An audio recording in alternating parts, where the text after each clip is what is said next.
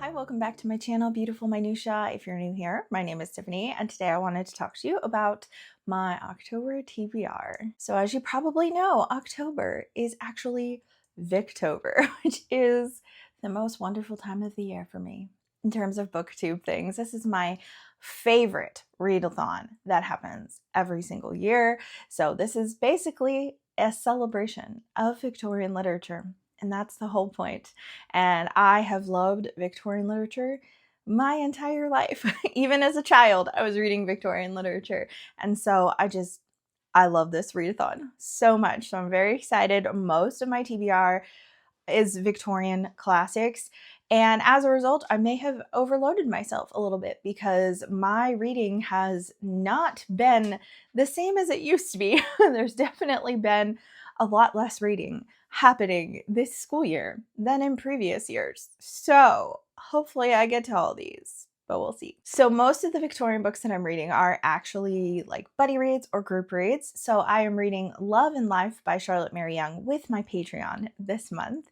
And I'm really excited because my Patreon is more focused around classic literature and reading classics together.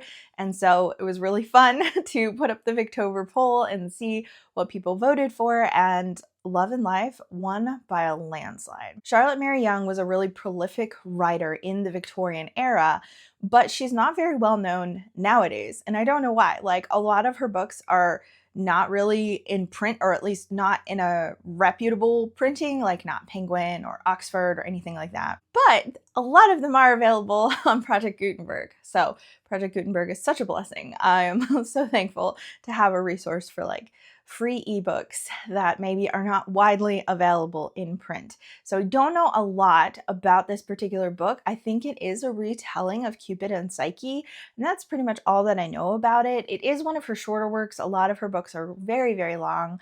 This is not my first of her works, but it is my first of her adult works. So I read The Little Duke to my daughter for school a few years ago, and that is a historical fiction written for children. But this is my first of her adult works, so I'm really excited to try it. For my in-person book club, we are also reading a Victorian classic, and this kind of worked out perfectly because we didn't assign a book a month and saying like, we're going to read this book this month. Like, we didn't decide that beforehand. What we did is we put all the books we wanted to read like in a cup and then picked one out one by one for each month. And the one for October just happened to be a Victorian classic, which is fun. So we're going to be reading Wuthering Heights by Emily Bronte. I have read this before, but I was in high school, and the person who told me to read it, it was a friend of mine, and she's like, oh my gosh, it's such an amazing love story, and Heathcliff is so dreamy. And so I went into Wuthering Heights expecting a romantic book, and it's not. Like, it is the epitome of toxicity in relationships and families and generational trauma and toxicity being passed down. Like, this is not a romantic tale, and Kathy and Heathcliff's relationship should absolutely not be romanticized, which is why the trailer for the newest Wuthering Heights movie that is coming out next year is disturbing because it looks like a straight up romance. And yeah, so we'll just be further perpetuating that myth to future generations of like, oh, it's a romance. Like, no, it's not. So I've been wanting to give it another try because I know that the writing is atmospheric and beautiful. And I'm at a point in my life now where I can appreciate books that don't have likable characters, books that examine toxicity and just plumb the depths of human nature. Like, I'm at a point where I can appreciate that more than when I was in high school, where I wanted characters to root for. I wanted good things in books. And so I feel like I can appreciate this more as an adult, but I am still going into it with some apprehension. For the past couple of years, Rainey and Dia and I have read like a funny Victorian book together, so we decided we wanted to do that again this year. We've read Jerome K. Jerome's books the past 2 years, so we needed to find something different.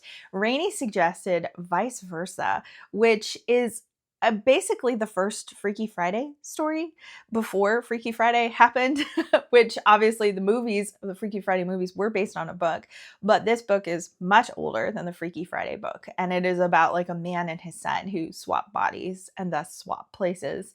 So I'm excited about this one. This is the one that I'm like, oh, I hope I can find a way to get to this one, because it's yeah, I have overloaded myself. So this one we're kind of doing like a at your own pace kind of deal, which will work so much better for me. I'm probably still going to be behind everyone else, which if you have buddy read with me in recent days, that would come as no surprise to you. For my Patreon, every month I choose a book that has been recommended to me by one of them, and I do a whole vlog on it. So for Victober, I'm doing this chunky book, Wives and Daughters by Elizabeth Gaskell. I know that there's a bookmark in there, but I haven't actually started it yet. So I have not had the best experience with Elizabeth Gaskell. I feel like I should love everything that she's written, and so far I haven't loved anything I've read by her. I've liked them, but I haven't loved them. And so I'm really hoping that this is going to be the book that makes me just adore Elizabeth Gaskell, because for a lot of people, this is their favorite Gaskell. I didn't love how rushed the ending of North and South was. And then this book doesn't have an ending at all. So I'm kind of like, okay, like, am I still gonna like this? But I've been told that like it's far enough that you can easily imagine the ending, so it doesn't feel incomplete, even though it is. I think she died before she finished this one. So it's still really, really long though. So I don't know anything about this at all, not one thing, except that a lot of people love it and are really excited to see me read it. So I hope that this is the Gaskell, like the Gaskell, that I give 5 stars to, because so far the other two have been like 3-star reads for me. The last Victorian book that I'm going to be reading in the month of October is actually nonfiction, and I am hosting a read-along of it, so I will link that video so you can go check it out. But we are going to be reading The Beatitudes by Charles Spurgeon. Charles Spurgeon was a pastor in the Victorian era. However, his books very much transcend time, which I find to be true of every like very impactful Christian writer that I have read. Their books don't feel dated. There are some books that I've read that they do feel dated, but there's something so timeless about Spurgeon's works. And so for the past few years, in the fall, we have read Spurgeon together, Chrissy, Dia, and I, and co-hosted a read-along where we discuss it. So if you want to see the reading schedule and the live show schedule, that announcement video will be linked in the description and in the cards. So that way you can check out the details, see if you want to join us. We would love it if you did. So all of those books that I mentioned right there would probably be more than enough to fill my time. But I have a couple other things that I'm reading as well. The first one is going to be preparation for my American literature class that I'm teaching at our homeschool group to our high schoolers. So we are going to be doing in November The Legend of Sleepy Hollow and Rip Van Winkle. Super looking forward to teaching these and kind of talking about how legends are born and created and passed down, and I think that that's going to be like really fun conversations. Plus I love Washington Irving's like descriptive writing. It's just so fun, and there's a lot of humor in his work as well. So I am really excited to read these. I have read both of them multiple times on my own, and then I've also read them with my daughter. So I'm really excited to read them again. The last book that is on this list is a fantasy that I am reading with my friend Whitney. She's my series buddy.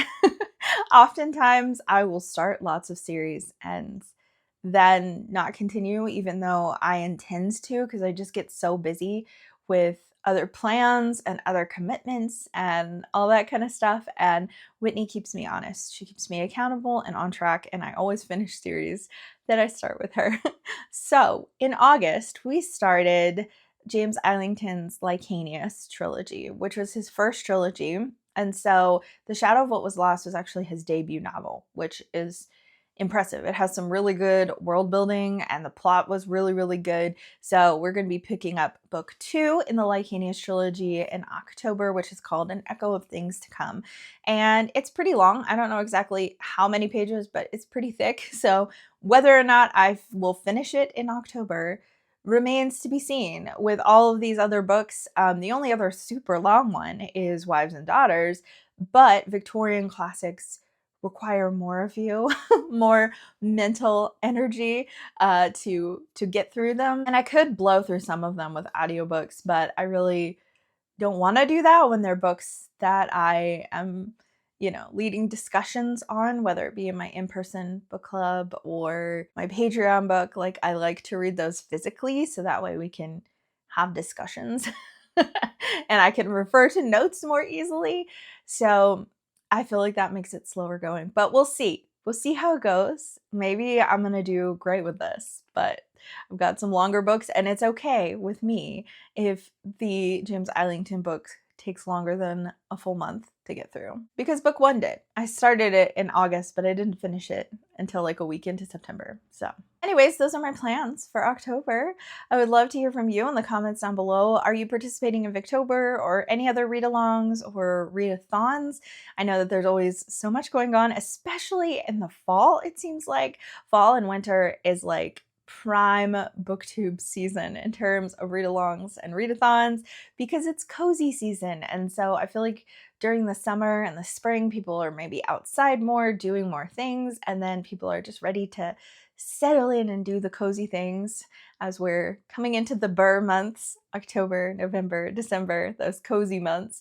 So I would love to hear what your reading plans are. What are you the most excited to read in the month of October? Thank you so much for watching. If you like this video, please hit like and also subscribe so you can continue to see more bookish content from me, and I will see you again next time.